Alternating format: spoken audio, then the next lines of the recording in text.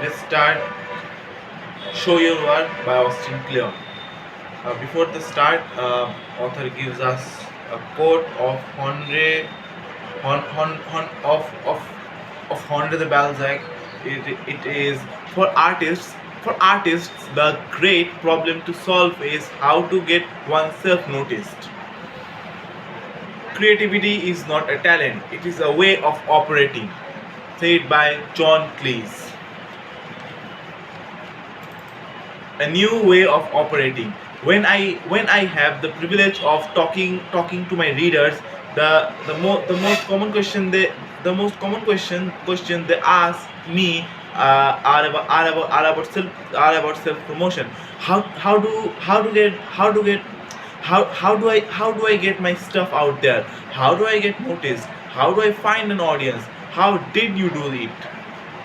I hate talking about self promotion.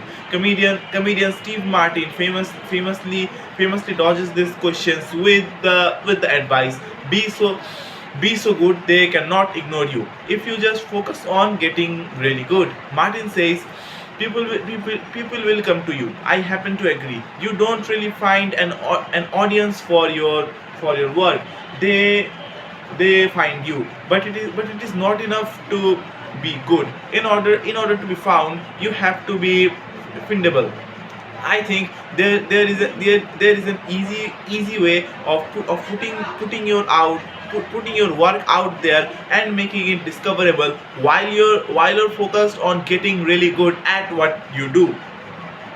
Almost all of the people I look up to and try to steal from today, regardless of profession, have built sharing into their routine.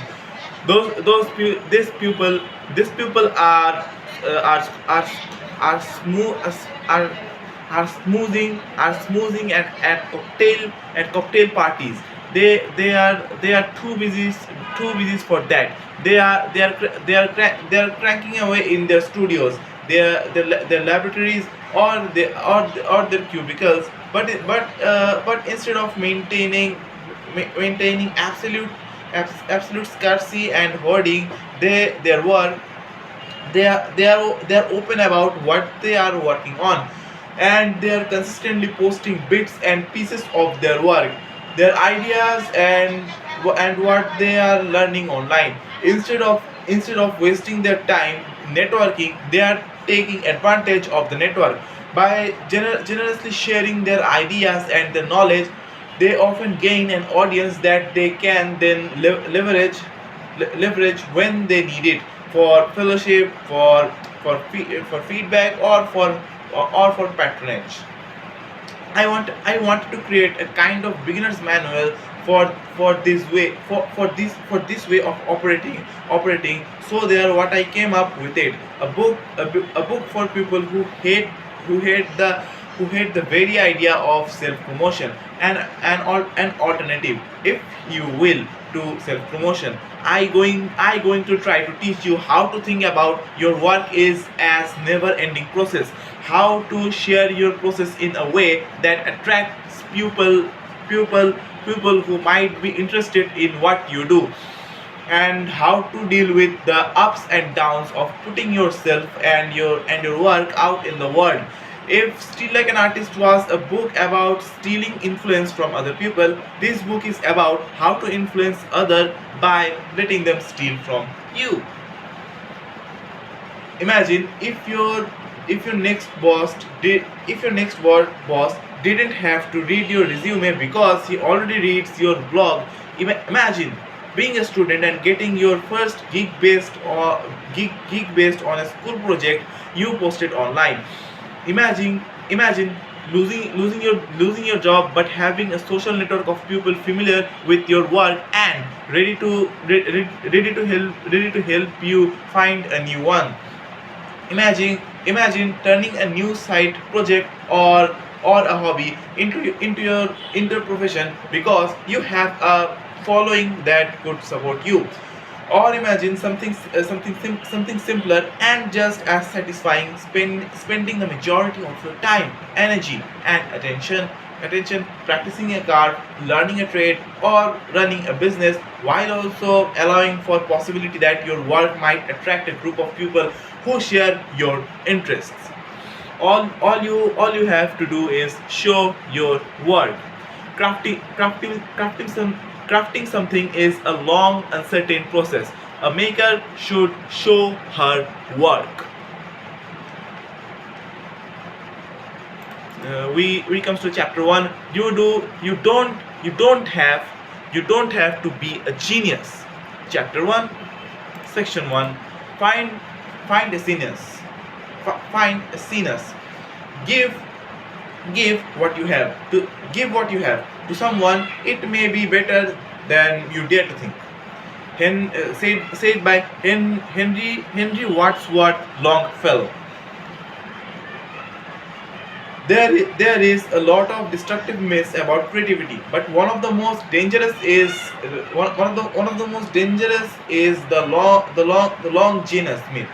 An individual with superhuman talents appears out of nowhere at certain point of history, free of influences or precedent, with a direct connection to God or the muse. When inspiration comes, it strikes like a lightning bolt. A light bulb switches in his head, and then he spends the rest of his time toiling away in his studio, shaping his idea into a finished masterpiece that he releases into the world to create fanfare. If you believe in the long genus myth, creativity is an antisocial act performed by only a few greater figures, mostly dead men with names like Mozart, Albert Einstein, or Pablo Picasso. The rest of us are left of stand around the clock in the awe- in the the achievements. There is there there is there is healthier way of thinking about creativity that the musician Brian Eno refers to as scenes. See, scenes under this model. Great ideas are often birthed birthed by a group of creative individuals, artists, curators, thinkers, theorists, and other test makers, who make up an ecology of talent. If you look back closely at history, many of the people who are think of as lone geniuses were actually part of a whole sense of people who were supporting each other, looking at each other's work, copying from each other, stealing ideas, and contributing ideas. Sinus doesn't take away from the achievements of those great individuals. It just acknowledges that good work isn't created in a vacuum, and the creativity is always, in some sense, a collaboration, the result of a mind connected to other minds.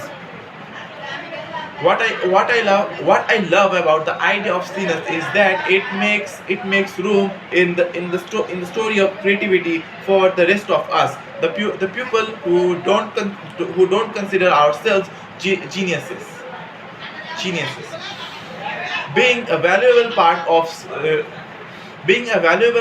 a scenus is not necessarily about how smart or talented you are, but about what you have to contribute. The ideas are shared, the quality of the connections you make, and the conversations you start. If we forget about genius and think more about how we can nurture and contribute to a scenus, we can adjust our own experiences and the expectations of the world we want to accept us. We can stop asking what others can do for us, and we asking what we can do for others. We live in an age where it is easier than ever to join a scene, The internet is basically is a bunch of sinuses connected together, discovered from physical geography, blogs, social media sites, email groups, discussion boards, forums. There are all the same thing.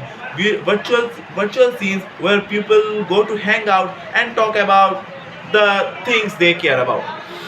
There is no bouncer, no gatekeeper, and no barrier to entering these scenes. You don't have to be rich, you don't have to be a famous, and you don't have to have a fancy resume or or a degree from an expensive school. Online everyone, the artist and the curator, the master and the and the apprentice, the expert and the amateur has the ability to contribute something. Section 2, be an amateur. Charlie Chaplin said,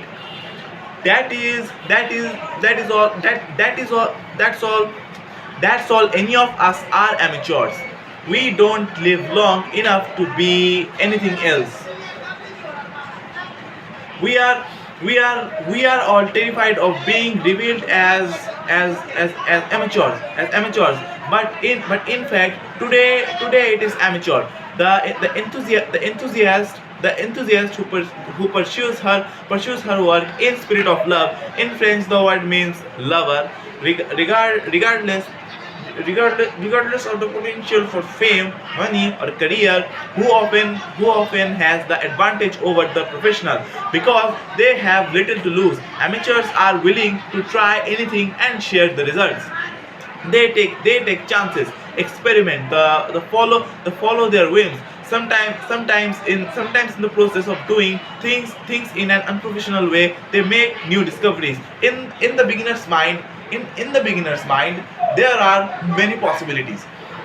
Said by Zen monk Shinryu Suzuki. In experts mind, in experts mind, there are few. Amateurs are not afraid to make mistakes or look ridiculous in public. They are in love, so they don't hesitate to do work that others think as silly or just plain stupid. The stupidest possible creative act is still a creative act. Writes this quote writes by Clay Shirky in his book Cognitive Surplus. On the spectrum of creative work, the difference between the mediocre and the good is vast. Mediocrity is, however still on the spectrum. You can move from mediocre to good in increments. The real gap is between doing nothing and doing something. Amateurs know that contributing something is better than contributing nothing. Amateurs might lack formal training, but there are all lifelong learners, and they make a point of learning in the open, so that others can learn from their failures and successes. Writer David Foster Wallace said that he thought good non-fiction was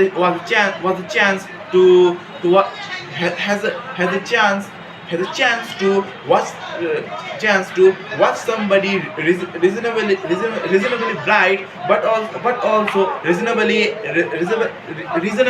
average, pay far closer attention and think at far more length about all sorts of different stuff than most of us have a chance to in our daily lives. Amateurs fit the same bill. There are just regular people who get obsessed by something and spend a ton of time thinking out loud about it. Sometimes amateurs amateurs have more to teach us than experts. It is often happens that two schoolboys can solve difficulties in their work for one another better than the master can.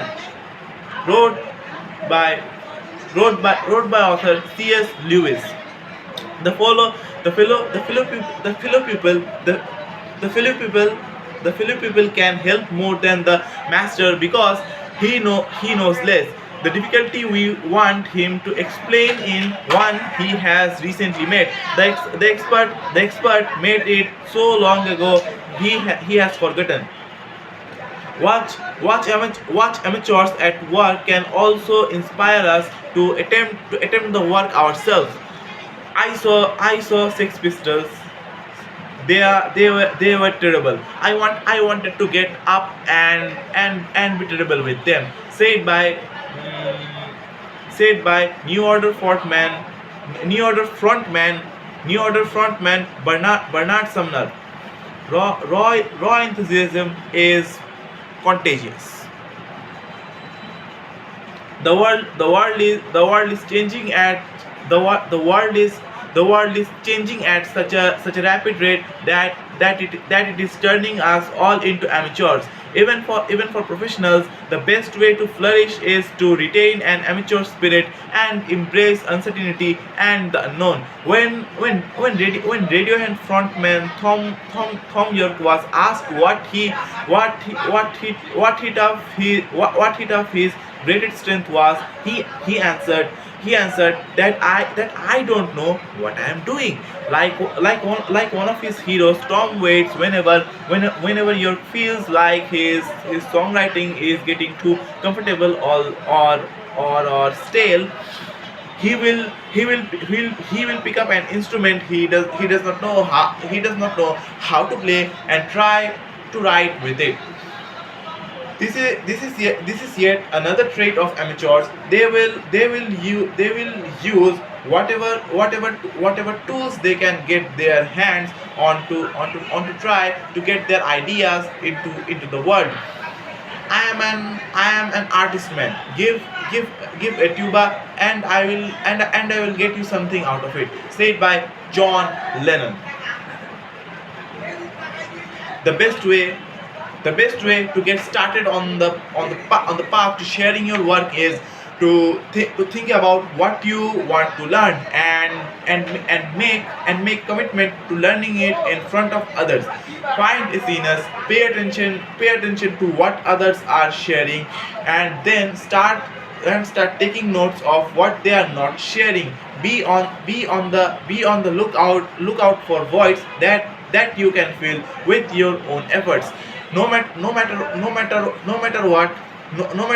what bad they are at first, don't worry for now about how will make money or a career of it. Forget about being an expert or a professional, and wear your amateurism on your sleeve. Your amateurism is your heart and love. Share what you love, and that people who love the same things will find you. Look, the pros are struggling. Get put an amateur out of it. Sorry, an amateur in. Get out of your league. Defy perfection. Love something more. Section 3. Section 3. You can't find your voice if you don't use it. Okay. Dan Harmon said, find your voice, find your voice, shout it from the rooftops, and keep doing it until the people that are looking for you find you. We are always being told, find your voice. When I was younger, I never really knew what this meant. I used to worry a lot about voice, wondering if I had my own. But now I realize that the only way to find your voice is to use it, the hardware built into you. Talking about the things you love, your voice will follow. When the late film when the late film cri- when when the late film critic Robert Ebert Roger Ebert went through several intense surgeries to treat his cancer. He lost the ability to speak. He lost his voice physically and permanently. Here was a man who made a great deal of his living by speaking on television, and now he could not say a word.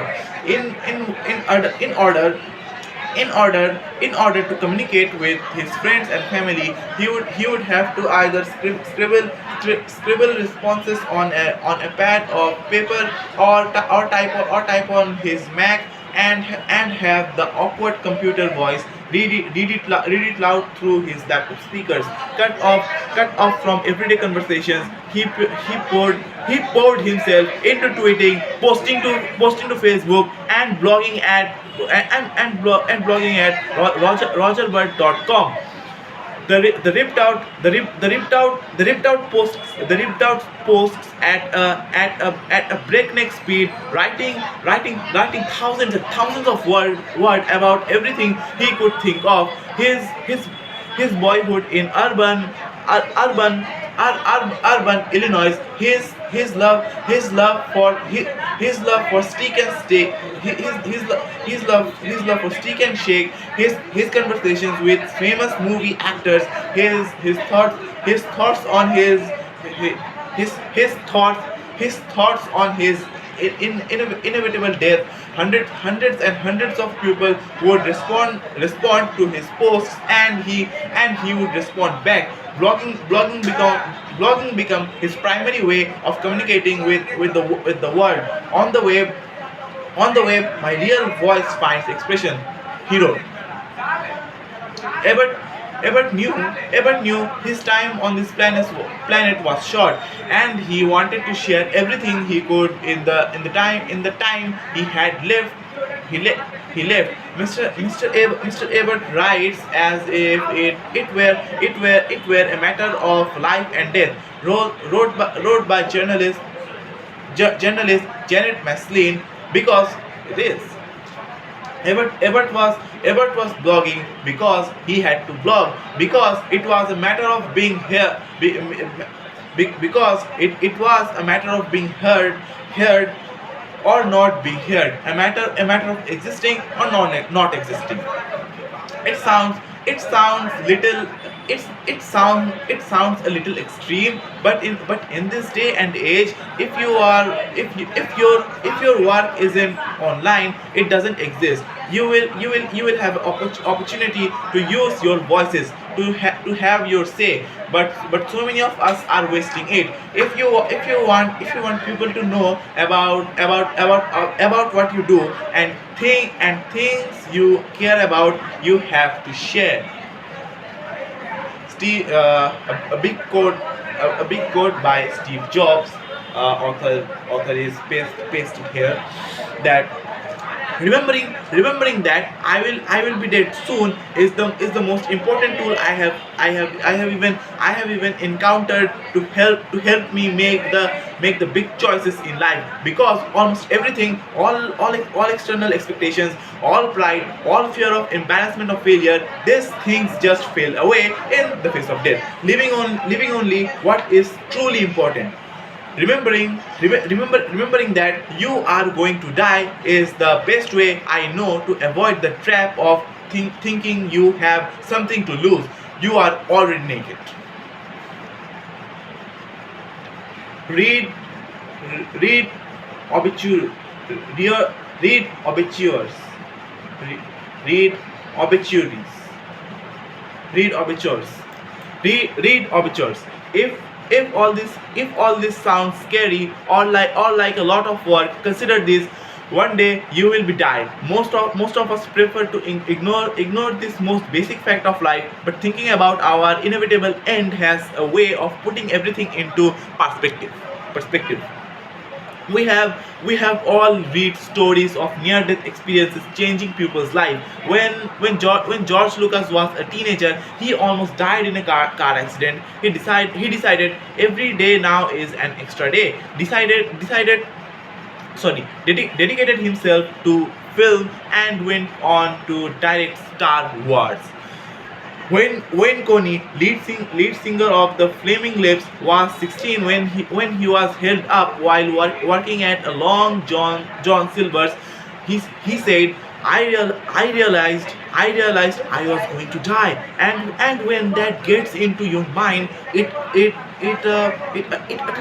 changed me. I thought I am going to sit here and wait for things to happen. I am going to make them happen, and if people think I am an idiot, I don't care.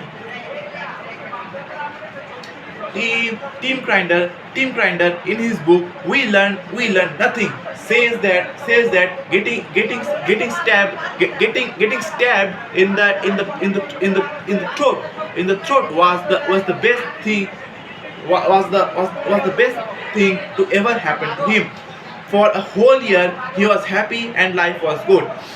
You'd like to think that nearly getting killed would be permanently life altering experience. Kidder writes, but the but the but the illumination didn't last. Eventually, he was back to the busy work living. The writer George Saunders, George Saunders, speaking of his own near-death experience, he said, for three for 3 or 4 days after that, it was the almost beautiful world to have gotten back in it, and I thought and I thought if you could walk around like that all the time, to really have that awareness that it is actually going to end, that is the trick. Unfortunately, I'm a coward. Means author is a coward, and also I. But I want to recover this as much as I would like the existential euphoria that comes with it. I don't really want a near death experience. I want to stay safe and stay away from death as much as I can. I certainly don't want to taunt it or court it or invite it any closer than it needs to be. But I do somehow want to remember that it is coming for me. It is for this reason. It is for this reason that I read the obituaries. I read the obituaries every morning. Obituaries are like near-death experience for cowards. Reading them is a way for me thinking about death while also keeping it at arm's length. Obituaries are not really about death. They are about life. The sum of every obituary is how heroic people are and how noble. Writes by Maria Kalman. Reading about people who are dead now and did things with their with their lives make me want to get up and do something decent with mine. Thinking about death every morning makes me want to live a near death experience for the rest of us. Try it. Try it. Start reading the obituaries every morning. Every morning. Take inspiration from the people who murdered through life before you. They all started out as amateurs, and they got where they were going by do it what they were given, and having the guts to put themselves out there. Follow their example.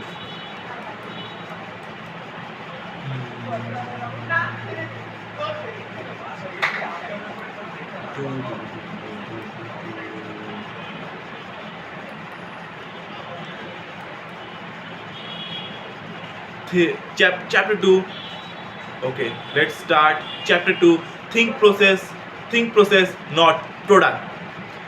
Michael Jackson said, a lot of people are so used to just seeing the outcome of work. They never see the side of the work you go through to produce the outcome. Take section 1. Chapter 2. Take people behind the scenes. When a painter talks about her work, she could be talking about two different things. There are outward there are sorry there there's the outward, the finished piece, framed and hung on a gallery wall, and there is the art, all the day to day stuff that goes on behind the scenes in her studio, looking for inspiration, getting an idea, applying oil to a canvas, etc, etc. There's painting the noun, and there's painting the verb. As the kinds of work there,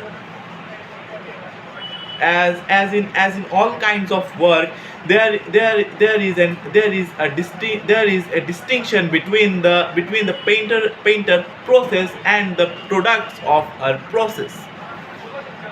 Painter's process and the products of her process.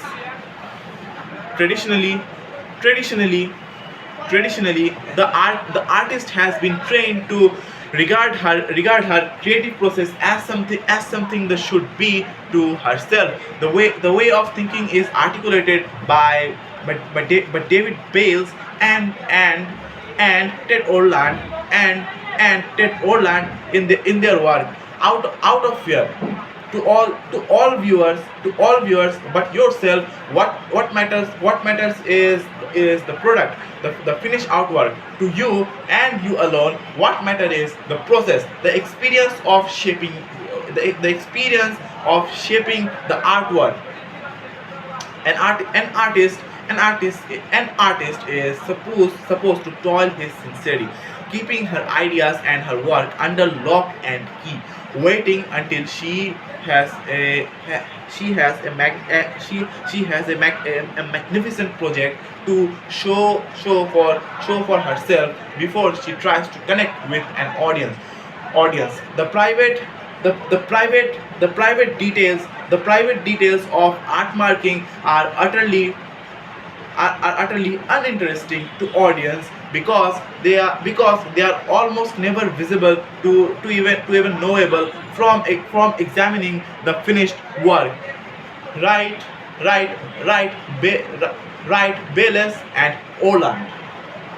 Right back, sorry. Wrote back. This all made sense a pre-digital age, when the only way an artist could connect with an audience was through a gallery show or write up in some fancy art magazine.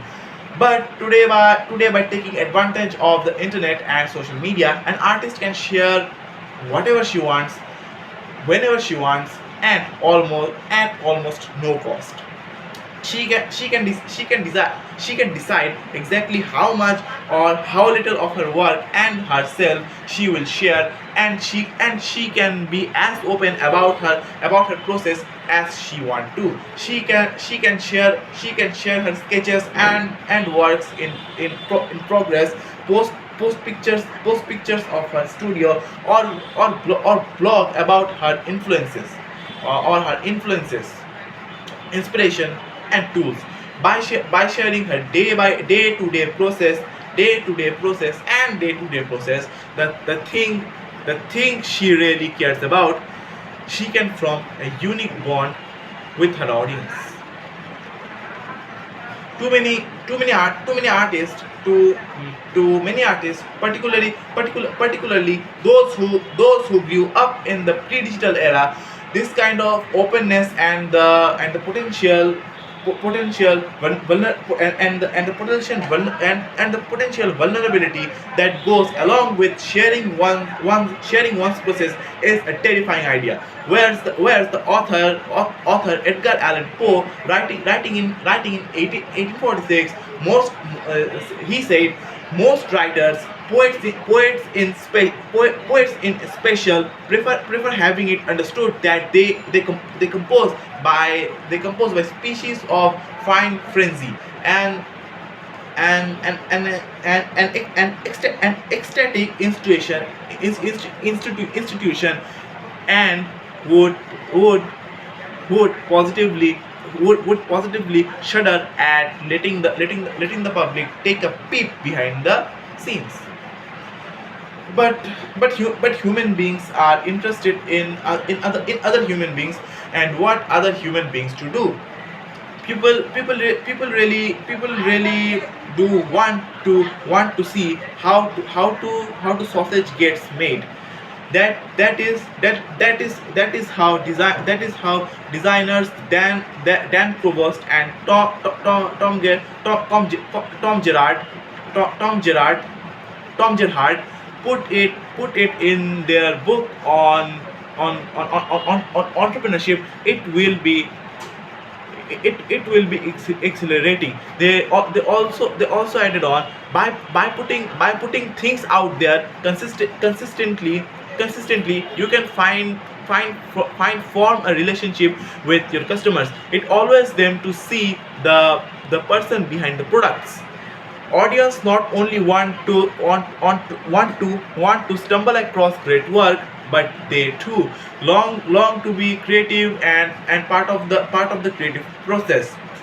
By letting go of our egos and sharing our process, we allow for the possibility of people having an ongoing connection with us and our work, which helps us move more of our product. Process is messy. Mind it, process is a mess. A mess. This is too messy. Brain Brown said, in order of connection to happen, we have to allow ourselves to be seen, really seen, with our eyes.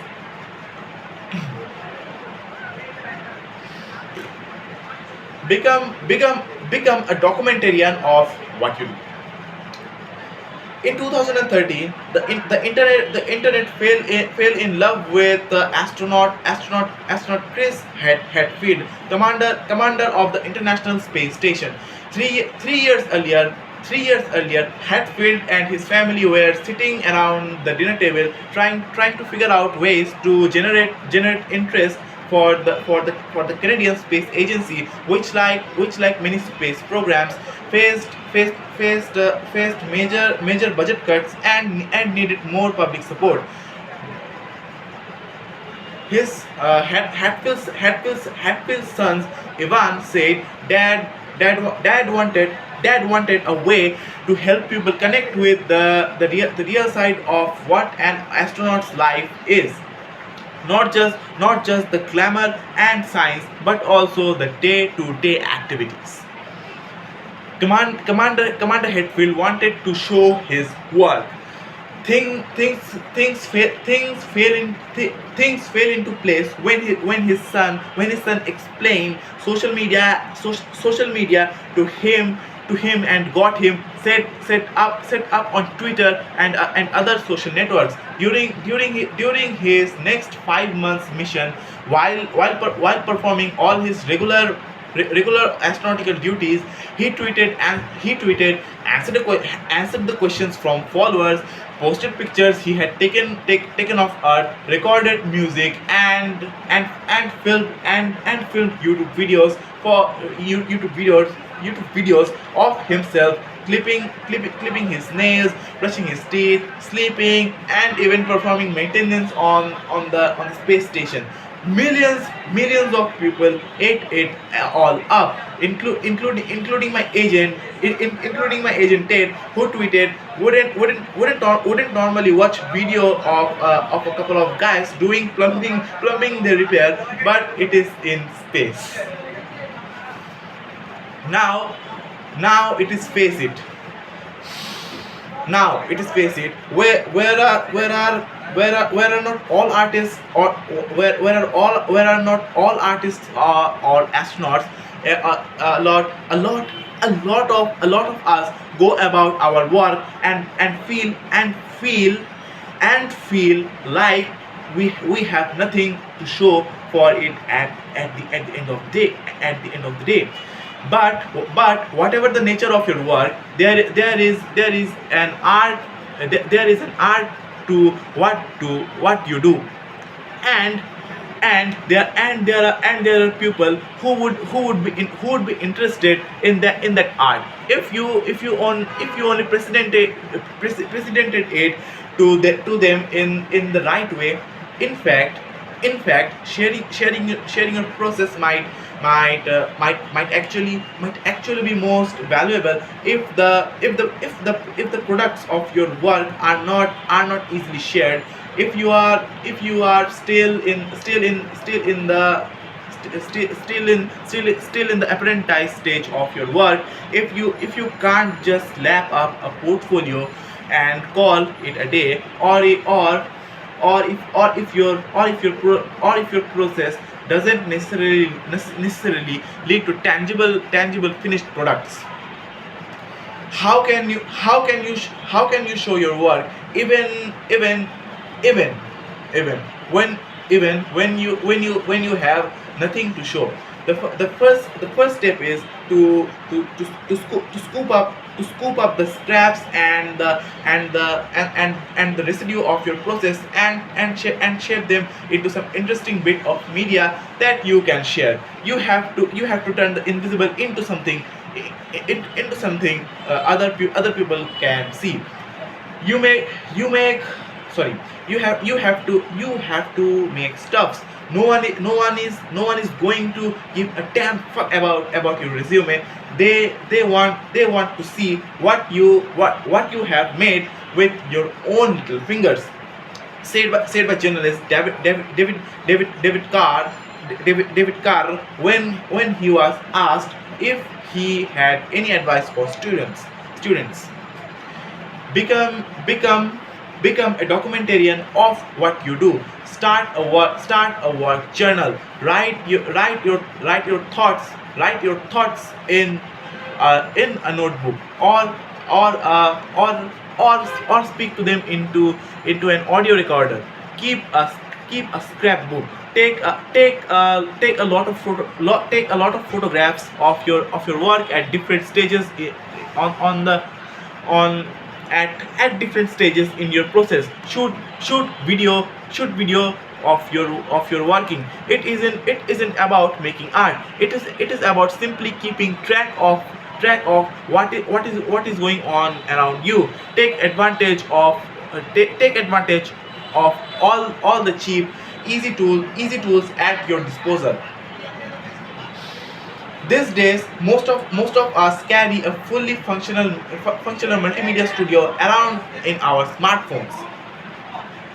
Whether whether whether you share it or not, documenting and recording your process as you go along has its own rewards. You will start to see the work you are doing more clearly, and feel like you are making progress. And when you are ready to share, you will have a surplus of you